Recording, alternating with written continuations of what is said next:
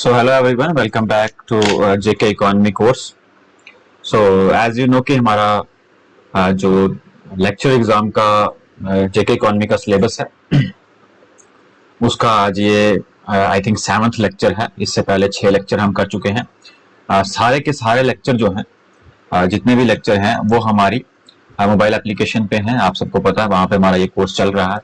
ठीक है, यहाँ पे ये हमारा मोबाइल एप्लीकेशन है, प्ले स्टोर से इसे डाउनलोड कर सकते हैं आप।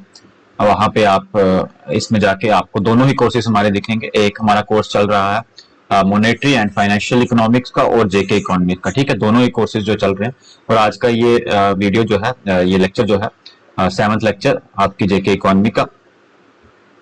हमारा टॉपिक जो है वो है diversification of agriculture and cropping pattern. इससे पहले हम जेके इकोनॉमी के जितने भी स्टार्टिंग के टॉपिक्स हैं, जैसे हमने शुरू किया था स्टेट ग्रॉस डोमेस्टिक प्रोडक्ट से, उसके साथ साथ हमने उसमें और चीजें जो भी थी जैसे कि अनएम्प्लॉयमेंट रेट के बारे में, इन्फ्लेशन के बारे में, एग्रीकल्चर सेक्टर, इंडस्ट्रियल सेक्टर। ठीक है, उसके बाद industrial policy 2016 to 30 21 to 30 and export and trade policy 2020 2000 I think 2018 2022 या 2018 and 28। ठीक है, 10 ईयर की वो पॉलिसी, वो सारी हमने डिस्कस की। नाउ आज हमारा टॉपिक है डाइवर्सिफिकेशन ऑफ एग्रीकल्चर। इसको अच्छे से समझेंगे। इसमें दो टॉपिक हैं बेसिकली, डाइवर्सिफिकेशन ऑफ एग्रीकल्चर, इसी से निकला हुआ दूसरा टॉपिक क्रॉपिंग पैटर्न। ठीक है, पूरा कोर्स जो है जेके इकोनॉमी का हमारी मोबाइल एप्लीकेशन पे अवेलेबल है बीइंग इकोनॉमिस्ट नाम से। ठीक है, सो एग्रीकल्चर डाइवर्सिफिकेशन होता क्या है, पहले इस चीज को समझेंगे। ठीक है, जैसे कि वर्ड से आपको समझ आ रहा होगा डाइवर्सिफिकेशन। ठीक है, यानी एग्रीकल्चर में एग्रीकल्चर को डाइवर्स करना। ठीक है, और एग्रीकल्चर को डाइवर्स करने का ही एक तरीका जो है वो है cropping pattern. Understood? Cropping pattern diversification of agriculture का एक तरीका है और एक मेजर इंस्ट्रूमेंट बोल सकते हैं आप डाइवर्सिफिकेशन ऑफ एग्रीकल्चर का। इसलिए इसे हमें अलग से भी सिलेबस में जो है वो पढ़ना है। तो लिखा है कि डाइवर्सिफिकेशन जो है वो एक एसेंशियल कंपोनेंट है किस चीज का, इकोनॉमिक ग्रोथ का। ऐसा क्यों बोला जा रहा है, अभी आपको इस लेक्चर के एंड होते होते सारी चीजें समझ आ जाएंगी। और ये एक स्टेज है जहां पे हम ट्रेडिशनल एग्रीकल्चर को ट्रांसफॉर्म करते हैं डायनेमिक और कमर्शियल सेक्टर में। शिफ्ट करते हैं हम traditional agriculture to high standard products जिनकी के एक पोटेंशियल वैल्यू होती है। इन सब चीजों को आप थोड़ी देर के लिए यहां पर रुकेंगे। सबसे पहले मैं आपको बताऊंगा कि आखिर डाइवर्सिफिकेशन का मतलब है क्या। डाइवर्सिफिकेशन का मतलब यह है कि जो ट्रेडिशनल एग्रीकल्चर हो रही है, ट्रेडिशनल कल्टीवेशन हो रही है, जैसे सपोज दैट राइस, व्हीट, मेज, ठीक है, जो कि प्रोडक्शन तो ठीक हो रही है बट कहीं ना कहीं इसमें हमें उतना ज्यादा प्रॉफिट जो है, हमें मतलब फार्मर को उतना ज्यादा प्रॉफिट जो है वो नहीं मिल पा रहा। तो हमें यह बताया जा रहा है कि हम क्यों ना इस ट्रेडिशनल से हाई वैल्यूड क्रॉप की तरफ शिफ्ट करें। देखें, agriculture diversification refer to either change in cropping pattern, या तो आप क्रॉपिंग पैटर्न में चेंज करें, जिसकी बात मैंने अभी आपसे की कि जो भी क्रॉप आप यूज करते थे कल्टीवेशन के लिए उसकी जगह दूसरी क्रॉप यूज करें, जैसे कॉटन हो गया, शुगर कैन हो गया। ठीक है, या और हाई वैल्यूड क्रॉप कोई भी हो सकती है। या तो एक ये तरीका है कि आप डाइवर्सिफिकेशन लाएं क्रॉपिंग पैटर्न को चेंज करके, जो कि आपके सिलेबस में अलग से भी दिया गया है लेक्चर के सिलेबस में। या फार्मर को ये एडवाइस दी जाए, फार्मर को ये एडवाइस दी जा रही है कि वो ऑप्ट करें नॉन फार्मिंग ऑप्शंस को, जैसे पोल्ट्री, एनिमल हस्बेंड्री, फिशरी, या और तरह की जो भी आप पढ़ते हैं एग्रीकल्चर एंड एलाइड एक्टिविटीज। तो एग्रीकल्चर से एलाइड एक्टिविटीज पे शिफ्ट किया जाए। मोटिव इसके पीछे एक ही है, इसके पीछे मोटिव है generate a higher level of income, कि कैसे भी किसी भी तरह जो फार्मर्स हैं उनको उनकी इनकम्स को इंक्रीज किया जाए, उनकी इनकम्स में क्या किया जाए, हेल्प की जाए, उनकी इनकम्स को बढ़ाया जाए। ठीक है, एक्सपेंड की जाए उनकी इनकम्स।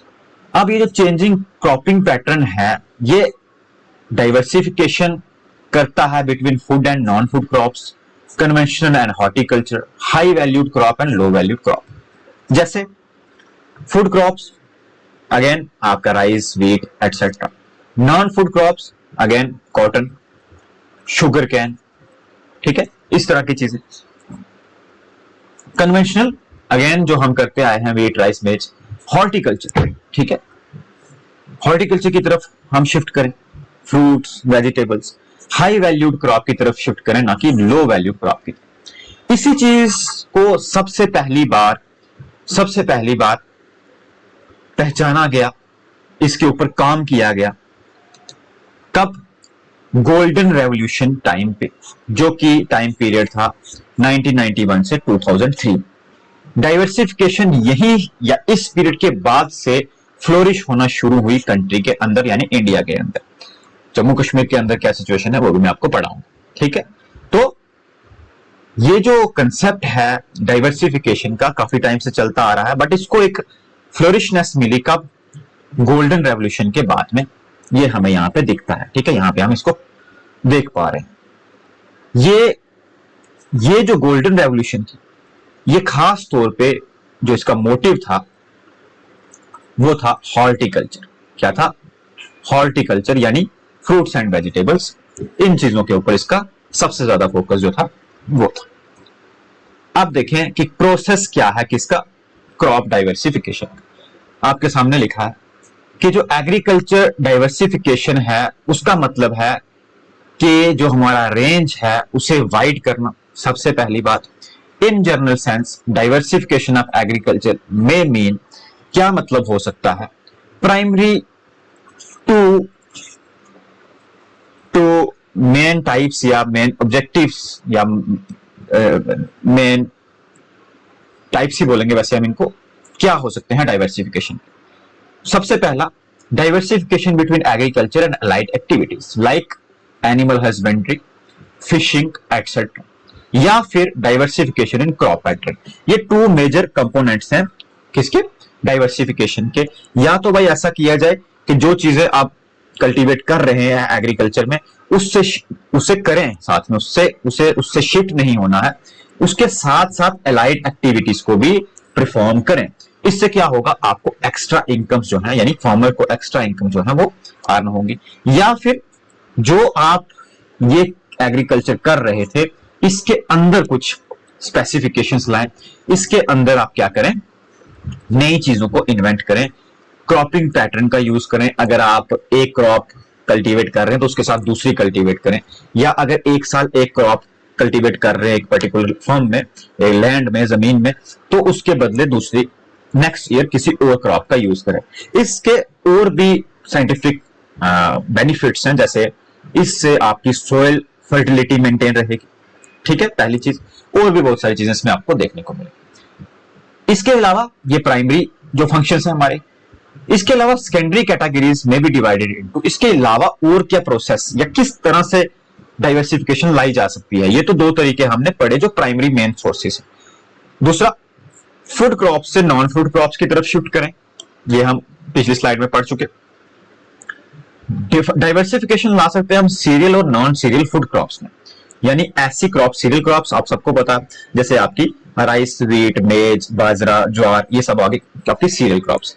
इनसे हम नॉन सीरियल क्रॉप्स पे शिफ्ट करें, या फिर हम ट्रेडिशनल क्रॉप से हॉर्टिकल्चर की तरफ चलें, या फिर हम ऐसा करें कि जो लो प्रोडक्टिविटी है, लो प्रोडक्टिव क्रॉप्स हैं उनसे, और जो लो वैल्यूड क्रॉप्स हैं उनसे हाई वैल्यूड क्रॉप की तरफ शिफ्ट करें। Alternatively crop diversification can be divided into two categories, जो कि हमें एक्चुअल में अच्छे से पता होनी चाहिए। ये सब जो आपने ऊपर पढ़ा, ये सब तरीके हैं कि किस किस तरह से डाइवर्सिफिकेशन हो सकती है। और ये दो टाइप्स हैं, मेन टाइप्स हैं जिससे कि डाइवर्सिफिकेशन होती है। एक है हॉरिजेंटल और एक है vertical diversification. Horizontal and vertical diversification. सबसे पहले हॉरिजेंटल डाइवर्सिफिकेशन क्या होती है? वर्ड से ही समझ आ रहा है, 2 पॉइंट यहां से यहां तक, इसे हम हॉरिजेंटल बोलते हैं। और 2 पॉइंट इस तरह से, यहां इसे हम वर्टिकल बोलते हैं। हॉरिजेंटल डाइवर्सिफिकेशन का मतलब है कि आप क्रॉपिंग सिस्टम के अंदर ही उसे ब्रॉड करें, उसका दायरा बढ़ाएं, उसका बेस बढ़ाएं। ठीक है, मतलब ये मेरे पास में यहां पे एक फार्म है, ये एक लैंड है, फील्ड है। ठीक है, फार्म लिखता हूं मैं वैसे साइंटिफिक एग्रीकल्चर की लैंग्वेज में, फार्म है। इसके अंदर आप कोई क्रॉप जो है वो कल्टीवेट कर रहे थे। हमने करनी है क्या, हॉरिजेंटल डाइवर्सिफिकेशन। हम इसी फार्म के अंदर कोई नई क्रॉप ऐड करेंगे, कोई नई टेक्नोलॉजी ऐड करेंगे, जिससे कि ये और ज्यादा प्रोडक्टिव बने, और ज्यादा वैल्यूएबल बने, और ज्यादा हमारे लिए बेनिफिशियल। ठीक है, ये एक मैकेनिज्म है जो हम एडिशन करते हैं नई क्रॉप्स की एग्जिस्टिंग क्रॉपिंग सिस्टम में। लाइकवाइज मल्टीपल क्रॉपिंग, मैंने बोला ना ही आपने फार्म इंक्रीज किया, ना ही आपने कोई और तरह का टेक्निक यूज की, आपके पास में जो था आपने उसका बेस बढ़ाया, आपने उसका बेस एरिया बढ़ाया, एरिया नहीं बेस बढ़ाया। एरिया उतना ही है जितने में आप पहले उगाते थे, जितने में आप कल्टीवेशन करते थे, उतने में अब आपने नई चीजें जो है ऐड करना शुरू कर दी। This method of diversification has special significance under small holder production system. जिन लोगों के पास, जिन फार्मर्स के पास कम जमीनें हैं, उनके लिए ये ज्यादा बेनिफिशियल है। क्यों? क्योंकि बिना new piece of land add किए, ठीक है, बिना न्यू पीस ऑफ लैंड को ऐड किए आप एग्जिस्टिंग वन पे ज्यादा क्रॉप्स, मल्टीपल क्रॉपिंग करके अर्निंग कर रहे हैं। इसे बोलते हैं horizontal diversification. But vertical diversification इसके टोटली अपोजिट है। इसमें हम क्या करेंगे, एक्सटेंड करेंगे या end stages of industrialization of crop production. कहने का मतलब, जिस तरह से एक इंडस्ट्री के अंदर डिवीजन हो रखी होती है, सबसे नीचे लेवल पे ये काम होगा, ऊपर ये होगा, ऊपर ये होगा, ऊपर उसके ये होगा। इसी तरह जैसे एंटरप्राइजेस में, इंडस्ट्रीज में काम होता है, वैसे एग्रो फॉरेस्ट्री हम करें, dry land horticulture, medicinal, aromatic plants and other economic herbs, live stocks come under this. यानी आपने सिर्फ बेस को नहीं बढ़ाना है, आपने पूरा तरीका ही चेंज कर देना है। क्रॉप डाइवर्सिफिकेशन, इस पर्टिकुलर वर्टिकल क्रॉप डाइवर्सिफिकेशन में आपने पूरा तरीका ही चेंज कर देना है, ऊपर से लेके नीचे तक। अंडरस्टूड? ऊपर से लेके नीचे तक। Note that crop diversification take into account economic return from different crops. इसमें आपको अलग अलग रिटर्न्स मिलेंगे अलग अलग क्रॉप से। ये है हमारी वर्टिकल क्रॉपिंग सिस्टम। नाउ इसे स्टार्ट करने से पहले यहां, अब जो हम ये बात कर रहे हैं कि हमें एग्रीकल्चर से अलाइड एक्टिविटीज की तरफ जाना है, तो ये अलाइड एक्टिविटीज क्या है पहले वो भी आपको पता होना चाहिए। सबसे पहले है एनिमल हस्बेंड्री। एनिमल हस्बेंड्री जो है एक एग्रीकल्चर की ब्रांच है जो डील करती है practice of farming, breeding and care of farm animal like cattle, dog, sheep, horse. About 70 million small and medium farmers जो हैं, लेबर जो हैं, वो इस काम में एंगेज हैं। जम्मू कश्मीर की बात करेंगे तो सिग्निफिकेंट प्रोपोर्शन जो है पॉपुलेशन का वो इसमें इन्वॉल्व है। कुछ ट्राइबल कम्युनिटीज भी जो आपके सामने है वो इसमें इन्वॉल्व है, और कम से कम इतना जो है वर्किंग पॉपुलेशन वो इस लाइव स्टॉक रेयरिंग में इन्वॉल्व है, और इतने परसेंट जो है वो स्टेट के डोमेस्टिक प्रोडक्ट में इसका कंट्रीब्यूशन है, किसका? एनिमल हस्बेंड्री का। वहीं पे फिशरीज की बात करोगे, एक्वाकल्चर की, फिश कल्टीवेशन की, तो ये भी एक इंपॉर्टेंट पार्ट है पूरे इंडिया की। अगर आप बात करोगे पूरे इंडिया में इसका इतना कंट्रीब्यूशन है 0.8। 64 to 36 जो है मैराइन सेक्टर्स जो हैं, इनलैंड और दूसरे भी सोर्सेस इसमें इन्वॉल्व हैं। जम्मू कश्मीर की आप बात करोगे, सिग्निफिकेंट नंबर है जो पीपल का वो इसमें इन्वॉल्व है। ये कम्युनिटीज इसमें आपको देखने को मिलेगी। आगे अच्छे से जम्मू कश्मीर के बारे में डिस्कशन होगी। हॉर्टिकल्चर क्या है? Plantation of garden crops, specially vegetables, fruits, flowers etcetera, आपको जो भी यहां पे दिख रहे हैं। इंडियन जीडीपी में इसका 6% कंट्रीब्यूशन है। जम्मू कश्मीर की बात करेंगे तो 7 लाख से ज्यादा फैमिलीज डायरेक्ट या इनडायरेक्टली इसमें एंगेज्ड हैं। ये एक मेजर इकोनॉमिक कंट्रीब्यूटर है, इंप्लॉयमेंट जनरेटर है। ये प्ले करता है इंपॉर्टेंट रोल रीजन की state domestic gross domestic product. और हॉर्टिकल्चर एक मेन सेक्टर है जम्मू कश्मीर के अंदर। आप ये चीज देखेंगे आगे चल के। जरा ये पढ़ लें कि क्या रीजंस हैं एग्रीकल्चर डाइवर्सिफिकेशन के, कहां पे, ओवरऑल एग्रीकल्चर। क्योंकि हाई वैल्यूड क्रॉप्स की डिमांड जो है वो आज के टाइम पे बढ़ती जा रही है। इस वजह से हमारे सामने फार्मर्स के सामने सेवरल क्रॉपिंग कॉम्बिनेशंस हैं जो वो उसे ट्राई करते हैं एक्सपेरिमेंट के तौर पे। इसके अलावा और बहुत सारे रीजंस हैं कि हम डाइवर्सिफिकेशन लाएं। वो क्या क्या है?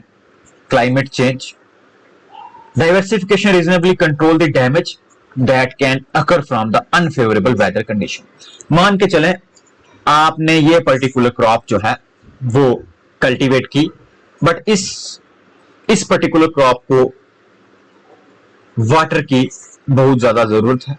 ठीक है, वाटर की मतलब इरिगेशन की, है ना, इरिगेशन की जरूरत है। और उस पर्टिकुलर एक टाइम पीरियड में जो है रेनफॉल नहीं होती, या आपके पास में इरिगेशन के कोई भी साधन नहीं है, कोई भी सोर्सेस नहीं है, लेकिन आपने इसके साइमल्टेनियसली एक ऐसी क्रॉप और उगा के रखी है, चाहे वो हॉर्टिकल्चर की है या और तरह की, जिसको कि लेस वाटर रिटेंशन की जरूरत है। और इस साल अगर आपकी ये वाली क्रॉप नहीं हो रही तो कहीं ना कहीं ये क्रॉप आपकी अच्छी हो जाएगी।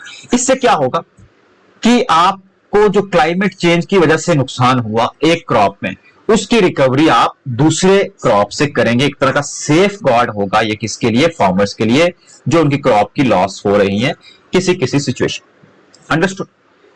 Facilitate several employment alternatives. कई बार ऐसा होता है कि एक मेन क्रॉप जो आपकी है उसको कल्टीवेट करने के बाद जब तक नई क्रॉप का सीजन आता, बहुत सारे लोग एक सीजनल अनएम्प्लॉयमेंट ऑब्जर्व करते हैं।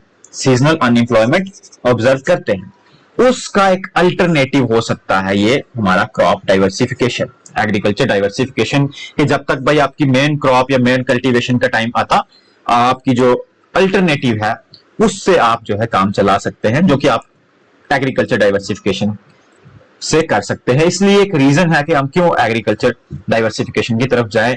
और जाहिर सी बात है कि आपकी इनकम को इंक्रीज ये करेगा। अगर आप ऑप्ट करेंगे अलग अलग डाइवर्सिफिकेशन को, तो इससे आपकी इनकम यानी फार्मर्स की इनकम जरूर बढ़ेगी। और एक्सपोर्टेशन यानी इससे आप चीजें एक्सपोर्ट करेंगे, आपका एक साइजेबल एक्सपोर्ट का प्रोविजन जो है वो ओपन आपके लिए होगा अगर आपकी कल्टीवेशन अच्छी रहती। ये जो आपने रीजंस पढ़े कहीं ना कहीं यही आपके बेनिफिट्स है। फिर भी एक नजर जो है बेनिफिट्स पे आप करेंगे, उसके बाद हम सीधा आ जाएंगे जो भी डाइवर्सिफिकेशंस आप देख रहे हैं जम्मू कश्मीर के लिए। ठीक है, क्योंकि हमारा टॉपिक जो है जेके इकोनॉमी के रिलेटेड, तो अभी इन जनरल हम डाइवर्सिफिकेशन को जो है वो पढ़ रहे हैं। तो बेनिफिट्स डाइवर्सिफिकेशन को इंप्लॉयड करने के आपके सामने है। फर्स्ट है आपका it help to reduce risk factor. वही जो हमने पढ़ा कि अगर एक क्रॉप फेलियर हो जाता है तो दूसरी क्रॉप से आपकी लॉस रिकवरी जो है वो हो सकती है, यानी फार्मर्स की लॉस रिकवरी हो सकती है अगर कोई वेदर की वजह से उसे नुकसान हो जाता है, जैसे हमने रेनफॉल की एग्जांपल ली। Since multiple crops such as harvesting from small field, अगर आप छोटे से फील्ड में ज्यादा हार्वेस्ट करेंगे क्रॉप्स को, मल्टीपल क्रॉप्स को, तो ये प्रोडक्शन को इंक्रीज करेगा 10 फोल्ड्स, यानी इनटू 10 कर सकता है आपकी प्रोडक्शन को, जो कि आपका अमाउंट ऑफ इनकम जो है वो इंक्रीज करेगा। इसी तरह एग्रीकल्चर सेक्टर जो है वो ऑलरेडी क्राउडेड है इंडिया में, therefore it is make provisional for additional employment in rural area. तो एज वी नो कि more than 50% population is still engaged और employed in agriculture sector. So it is good कि हम shift करें, हम diverse करें agriculture के इस दायरे को, इस ट्रेडिशनल क्रॉपिंग पैटर्न। इसके अलावा आप और भी चीजें जो हैं वो देखेंगे कि ये इफेक्टिवली सॉइल फर्टिलिटी को, जैसे मैंने आपसे बात की कि अगर मल्टीपल क्रॉपिंग सिस्टम को आप अडॉप्ट करते हैं तो आपका कहीं ना कहीं क्या होगा, सॉइल फर्टिलिटी मेंटेन रहेगी और कहीं ना कहीं इंक्रीज भी होगी। और एट द एंड जो है ये बूस्ट करेगा रूरल एम्प्लॉयमेंट को, जो इंपैक्ट करेगा ओवरऑल इकोनॉमी को, नेशन की इकोनॉमी को। एग्रीकल्चर जो इंडिया में फॉल कर रहा है प्राइमरी सेक्टर को, उसे फिर से जो है वो कहीं ना कहीं एक बूस्ट जो है वो देखने को मिलेगा। तो this all are about what is agriculture diversification, how it is important, and what are the benefits of diversification, what are the various types of diversification। ये सब हमने इसमें पढ़ा। और इसमें ये चीज हमने एक चीज आपको हो सकता है कि सीधा क्वेश्चन में पूछ लिया जाए, बट या फिर लिखो which one of the followings are the main methods of agriculture diversification। So there are two important methods. One is shifting from agriculture to allied activities या food crops to non food crops, and the second one is change in cropping pattern। इसे आपको कभी नहीं भूलना है, ये दो important चीजें आपको हमेशा याद रखनी है। नाउ सीधा शिफ्ट करेंगे क्या इस पूरे मैकेनिज्म की, जो मैकेनिज्म हम अभी पढ़ के आए एग्रीकल्चर डाइवर्सिफिकेशन, इसकी हालत है, इसकी कंडीशन है हमारे जम्मू कश्मीर के अंदर। सो एग्रीकल्चर जो है वो एक की सेक्टर है इनकम का और एम्प्लॉयमेंट का। कहाँ पे? जम्मू कश्मीर के, सेम एज जैसे इंडिया की हम बात करें। ये जो सेक्टर है ये बैकबोन है union territory of Jammu and Kashmir की, जो कि प्रोवाइड करता है directly or indirectly 70% employment to its habitants, मतलब यहाँ के रहने वाले लोगों को। Agriculture diversification towards high valued cash crop can potentially increase farm incomes, especially in the states like Jammu and Kashmir, where demand for high value crop, especially fruits, has been increasing more quickly than that of cereal crops। तो जम्मू कश्मीर की एक characteristics हमें बताई जा रही है कि यहाँ पे फ्रूट्स की डिमांड कंपेरेटिवली ज्यादा है सीरियल क्रॉप से। सीरियल क्रॉप्स आपके traditional crops like rice, wheat, मेज, ज्वार, बाजरा, ठीक है, इस तरह की चीजें। तो कहीं ना कहीं समझ ये आ रहा है पढ़ने से कि फ्रूट्स या वेजिटेबल्स या ओवरऑल हॉर्टिकल्चर की डिमांड जो है वो ज्यादा है जम्मू कश्मीर में, जो कि कहीं ना कहीं एग्रीकल्चर डाइवर्सिफिकेशन की तरफ हमें लेके जा रहा है। Comparatively high labour endowment of the small farmers, और जम्मू कश्मीर में ज्यादा फैक्ट्री इंडोमेंट या लेबर इंडोमेंट किस पर्टिकुलर फार्मर्स में है? वो स्मॉल फार्मर्स में, मतलब ज्यादा फार्मर्स कौन से हैं? स्मॉल फार्मर्स हैं, as reflected in their greater family size, और उनके फैमिली साइज ज्यादा बड़े आपको दिखेंगे। Induce them to diversify towards horticulture crops, जिसकी वजह से ये चीज उन्हें इंड्यूस करती है, उन्हें पुश करती है, उन्हें मजबूर करती है कि आप हॉर्टिकल्चर की तरफ शिफ्ट करें। लाइकवाइज आप वैली की एग्जांपल लेंगे, जम्मू की भी काफी जगहों की एग्जांपल लेंगे, तो आपको देखने को मिलेगा कि मोस्टली वहां पे एप्पल फार्मिंग, वालनट या इस तरह की चीजें जो है आपको देखने को मिलेंगी। आगे लिस्ट भी जो है हमारे पास में available. The process of cropping diversification in state या यहाँ पे UT of Jammu and Kashmir towards horticulture crops, starting with the introduction of several land reforms initiatives time to time by Government of India. The cultivation of such crops has made a noteworthy impact on the generation of household income, employment and the revenue of the state. So ये जो पूरा process है diversification of agriculture in Jammu and Kashmir, ये काफी पहले से, काफी steps से जो है शुरू कर दिया, सेवरल लैंड रिफॉर्म से शुरू कर दिया गया था वाया गवर्नमेंट ऑफ इंडिया, जिसकी वजह से इसका इम्पैक्ट जो है वो इनकम पे, एम्प्लॉयमेंट पे और रेवेन्यू ऑफ स्टेट पे जो है देखने को मिला। आप कुछ डेटा की भी बात करेंगे।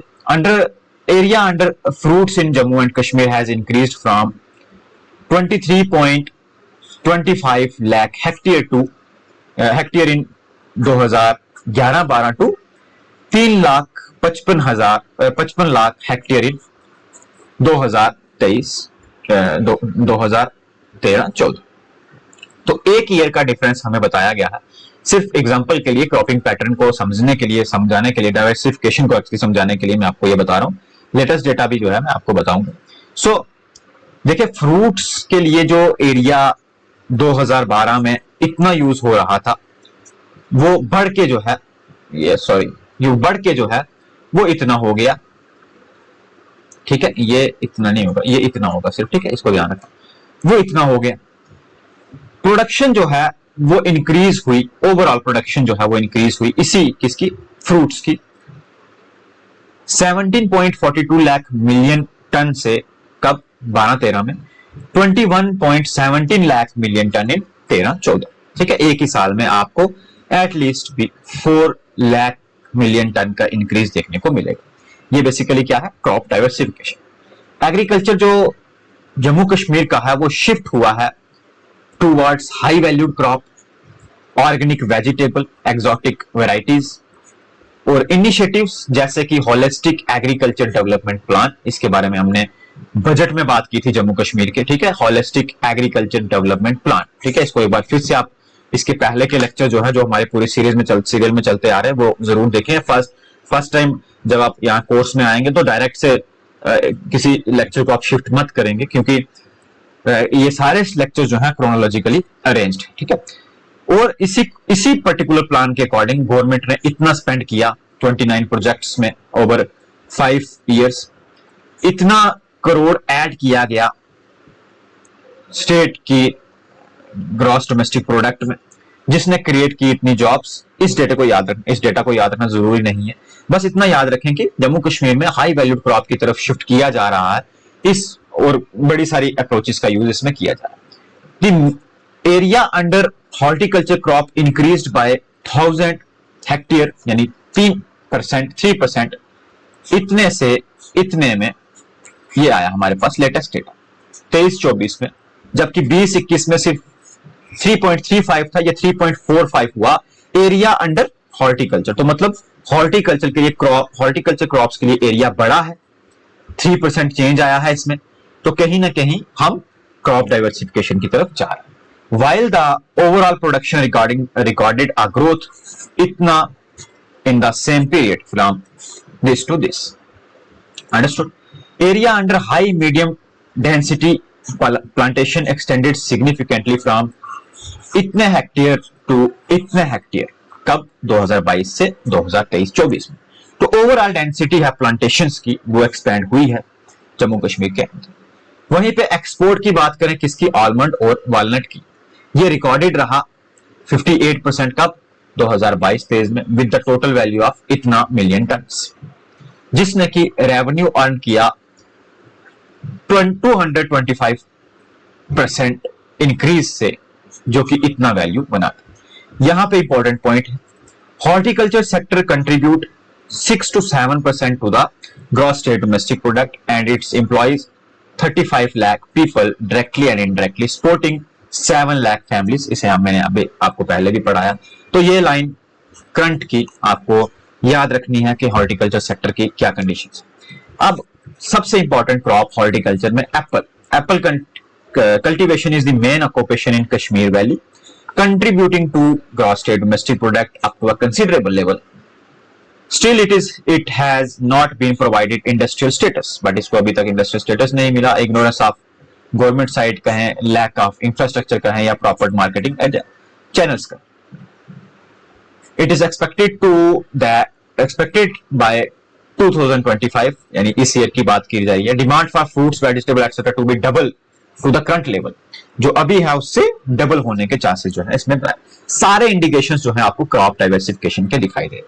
जितनी भी क्रॉप्स आप देख रहे हैं यहां तक ट्रेडिशनल या लो वैल्यूड, और इससे आगे हाई वैल्यूड क्रॉप, ये आपकी लो वैल्यूड क्रॉप, ये आपकी हाई वैल्यूड क्रॉप। तो आप देखेंगे कि एक कंसीडरेबल शिफ्ट जो है आपको देखने को मिलेगा फ्रॉम 1992, 2013 एंड 14। इतना ही डेटा इसलिए लिया है क्योंकि इसके बाद जो आपका अभी फिलहाल मैंने आपको उस दिन भी बताया कि जो आपका इकोनॉमिक एंड स्टैटिस्टिक की साइट है वो अभी डाउन है किसी वजह से गवर्नमेंट की। तो ऑफिशियल डेटा मैं आपके साथ में भी करंट का शेयर नहीं कर पा रहा हूं, लेकिन पैटर्न को आप समझें, ठीक है, कि जितनी भी ट्रेडिशनल क्रॉप्स थी वो नेगेटिव, मतलब कहीं ना कहीं उनकी कल्टीवेशन या उनकी क्रॉपिंग जो है कम हुई है। और सबसे ज्यादा लीडिंग जो है आप देखेंगे कि एप्पल एंड वॉलनट जो है, यानी क्रॉप डाइवर्सिफिकेशन की तरफ जम्मू कश्मीर में जो है क्रॉपिंग पैटर्न जो है वो शिफ्ट हुआ है इस पीरियड, ठीक है। नाउ क्या डिटर्मिनेंट्स हैं क्रॉप डाइवर्सिफिकेशन के, कहा Jammu and Kashmir. So crop diversification किसी भी रीजन में जो होती है वो इन सारे फैक्टर्स पे डिपेंड करती है, जैसे social, economic, technological, geographical and instrumental structure of the region, of that region. Price, और इसमें से मेन फैक्टर्स जो क्रॉप डाइवर्सिफिकेशन को इफेक्ट करते हैं, डिटरमाइन करते हैं, price, yield of different crops, level of irrigation, rainfall, availability and variation in agriculture inputs, climatic condition और डिमांड फॉर इंक्रीजिंग पॉपुलेशन। आप ध्यान से देखेंगे, जिस क्रॉप का प्राइस ज्यादा होगा, जिसके ऊपर ज्यादा प्राइस मिल रहा होगा, फार्मर उसकी प्रोडक्शन करना पसंद करेंगे, जैसे एप्पल, वॉलनट, सैफरन, इस तरह की चीजें। वहीं पे राइस, व्हीट, इनका प्रोडक्शन अगर हाई लेवल पे है, मतलब प्रोडक्टिविटी बहुत ज्यादा है, तब जाके आपको कहीं ना कहीं उस मैच का प्राइस जो है वो मिलेगा। लेकिन आप कम क्वांटिटी में ज्यादा प्राइस जो है वो ले सकते हैं, ये जो हमारी हाई वैल्यूड क्रॉप्स है। यील्ड किसी क्रॉप की है जो, उसके ऊपर भी डिपेंड करता है कि डाइवर्सिफिकेशन किसी रीजन में होगी या नहीं होगी। कैसे?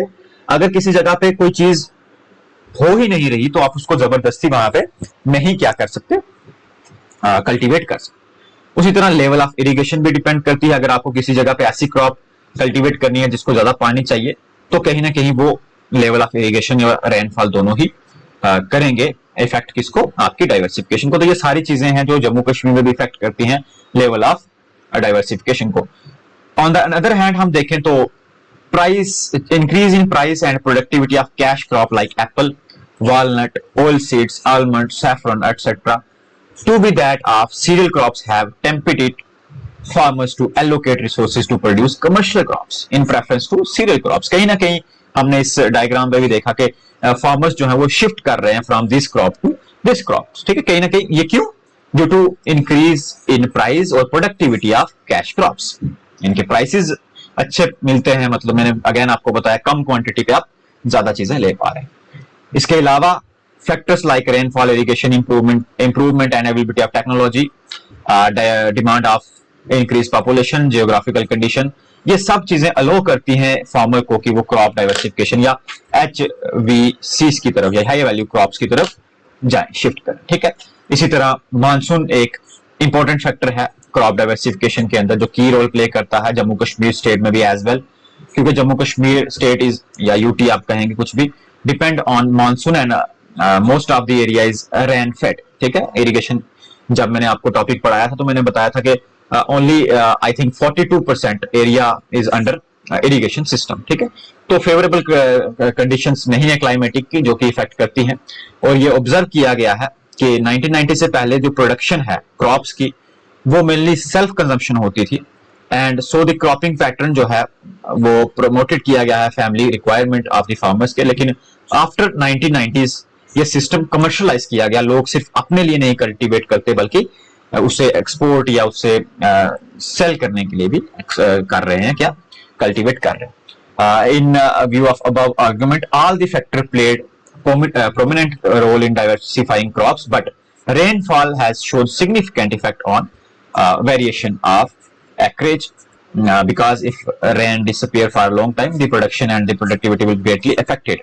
So ये conclusion है किसी रिसर्च पेपर का जहां से मैंने ये ऐड किया है, क्योंकि मैक्सिमम डेटा जो है मैं कहां से ले रहा हूं, आपके रिसर्च पेपर्स से। ठीक है, क्योंकि हर एक सोर्सेज को, और सोर्सेज ऑलरेडी मैंने जो लेक्चर के स्टार्ट में कौन कौन सी बुक है, कौन कौन से सोर्सेज मैं यूज कर रहा हूँ, मेनली जेके इकोनॉमी में आपको पता है गवर्नमेंट साइट्स, जेके इकोनॉमी का इकोनॉमी सर्वे, बजट, स्टैटिस्टिक्स डाइजेस्ट, या फिर उसके अलावा आपका और भी जो गवर्नमेंट रिलायबल डॉक्यूमेंट्स हैं उनके ऊपर हम काम कर रहे हैं। क्या क्या अप्रोचेस हो सकती हैं डाइवर्सिफिकेशन की अगर हम बताएं तो दो अप्रोचेस हैं। अप्रोचेस का मतलब कि कैसे इस डाइवर्सिफिकेशन को लाया जाए, कैसे इस डाइवर्सिफिकेशन को स्प्रेड किया जाए। सबसे पहला है location specific diversified farming system, कि हम क्या करें, कोल्ड स्टोरेज फैसिलिटीज दें, एग्रो प्रोसेसिंग में होने वाले लॉसेस को मिनिमाइज करने के लिए, diversification into high valued crops and high valued products like dairy, poultry, इनके ऊपर ज्यादा ध्यान दें, इनके ऊपर ज्यादा फोकस करें। तो यानी लोकेशन स्पेसिफिक डाइवर्सिफिकेशन लाई जाए एरिया के अकॉर्डिंग देख के। दूसरा कॉन्ट्रैक्ट फार्मिंग, आपके पास जमीन है बट आप उसके ऊपर आप अपने फार्म पे कोई अच्छे से क्रॉपिंग पैटर्न नहीं ला पा रहे, क्रॉप नहीं ला पा रहे, तो आप उसको किसी और को दें कॉन्ट्रैक्ट पे, कि वो उस पे इनोवेशंस ला सके, क्योंकि उसके पास में फाइनेंशियल सोर्सेस होंगे। जैसे कि कॉर्पोरेट बायर्स होते हैं who can cater to domestic and export market, or operate enterprises in agro processing can engage in contract farming to produce high quality products। ठीक, आप कैपेबल नहीं है, आपके पास उतने फाइनेंशियल सोर्सेज नहीं, टेक्नोलॉजी नहीं है, तो आप क्या करें, कॉन्ट्रैक्ट फार्मिंग करें, किसी दूसरे के फार्म पे फार्मिंग करके डाइवर्सिफिकेशन को लाएं। नेशनल लेवल पे क्या डाइवर्सिफिकेशन की स्ट्रेटजीज है, जितनी भी स्कीम्स आप देखते हैं पॉवर्टी एलिवेशन और फूड सिक्योरिटी के लिए कहीं ना कहीं डाइवर्सिफिकेशन की तरफ ले जा रही हैं। Natural resources management for sustainable agriculture development, area approach to agriculture planning, ये कुछ अप्रोचेस हैं, सिर्फ समझाने के लिए आपको बताइए कि कैसे कैसे डाइवर्सिफिकेशन पे काम हो रहा है। लेकिन इन सब के बीच क्या रुकावटें हैं, क्या परेशानियां आ रही हैं, क्या कंस्ट्रेंट्स आ रहे हैं इस क्रॉप डाइवर्सिफिकेशन। तो रिसेंट टाइम में आप देखेंगे तो commercial crops include fruits and vegetables, however this has gained momentum in last decade favoring increase area under vegetables and fruit and also some extent on commercial crops like sugarcane, cotton, oilseeds, especially soybean. The major problems and constraint in crop diversification are suboptimal and overuse of resources like land, water have caused a negative impact on environment and the sustainability of agriculture. कहीं ना कहीं for the sake of more cultivation, for the sake of more production, हम environment को और sustainability of agriculture को harm करते हैं। कैसे? ओवर यूज करके रिसोर्सेज का, लैंड और वाटर। पहली चीज, इनएडिक्वेट supply of seeds and plants of improved varieties. दूसरी प्रॉब्लम, हमारे पास में सप्लाई ऑफ सीड कम है, किसकी? इंप्रूव्ड वैरायटीज की और प्लांट्स की।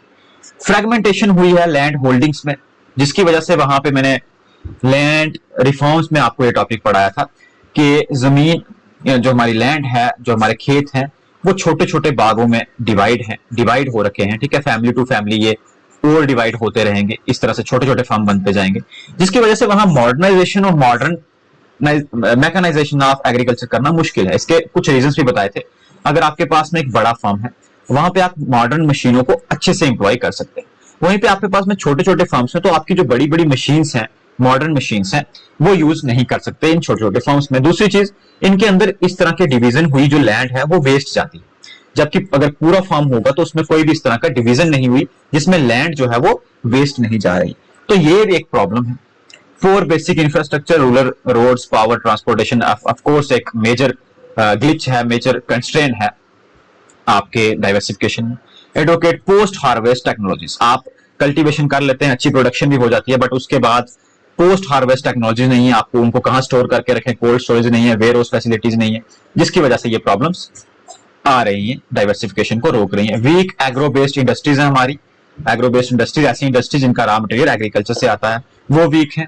और रिसर्च एक्सटेंशन फार्मर लिंकेजेस जो हैं वो भी हमारे वीक हैं, जिसकी वजह से ओवरऑल इसका इफेक्ट किस पे पड़ रहा है? क्रॉप डाइवर्सिफिकेशन के ऊपर। तो it is all about cropping pattern in Jammu and Kashmir, और पूरा कंप्लीट हमने देखा क्रॉपिंग पैटर्न कैसे शुरू हुआ, और sorry crop diversification. Cropping pattern भी एक छोटा सा टॉपिक है इसके साथ में जुड़ा हुआ, वो भी हम जल्दी कर लेंगे। होपफुली वीडियो आपके लिए बहुत यूजफुल रही होगी। Thank you. नेक्स्ट लेक्चर जो है कोर्स में टाइम टू टाइम अपडेट होते रहेंगे।